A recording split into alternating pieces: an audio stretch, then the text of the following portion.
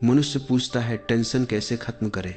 मैं कहता हूं टेंशन को खत्म मत करो, उसे समझो, क्योंकि जिसे तुम समझ लेते हो वह खुद ही गिर जाता है बिना किसी लड़ाई के।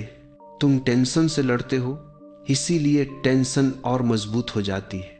तुम उसे दवाई से दबाते हो, इसीलिए वह फिर लौट आती है, और हर बार पहले से ज्यादा भारी।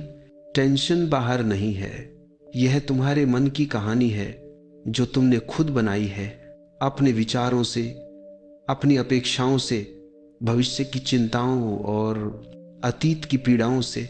समझो, टेंशन स्थिति से नहीं होती बल्कि तुम्हारे विचारों की व्याख्या से होती है। एक ही परिस्थिति दो लोगों के सामने रख दो, एक हंसेगा दूसरा रोएगा, परिस्थिति वही है, अंतर है देखने के तरीके में।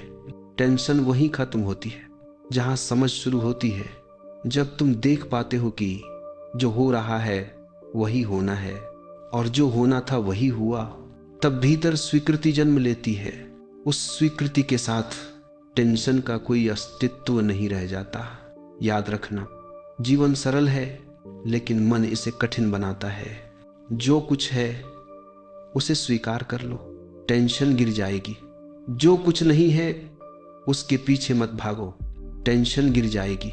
जो तुम्हारे नियंत्रण में है उसे करो, और जो नहीं है उसे जाने दो।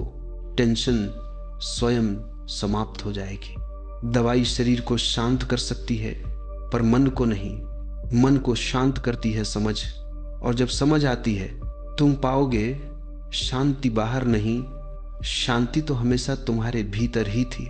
याद रखना, टेंशन मिटाने का सबसे बड़ा उपाय है साधारण होना, स्वीकार करना और जीवन को अपने ही ढंग से बहने देना।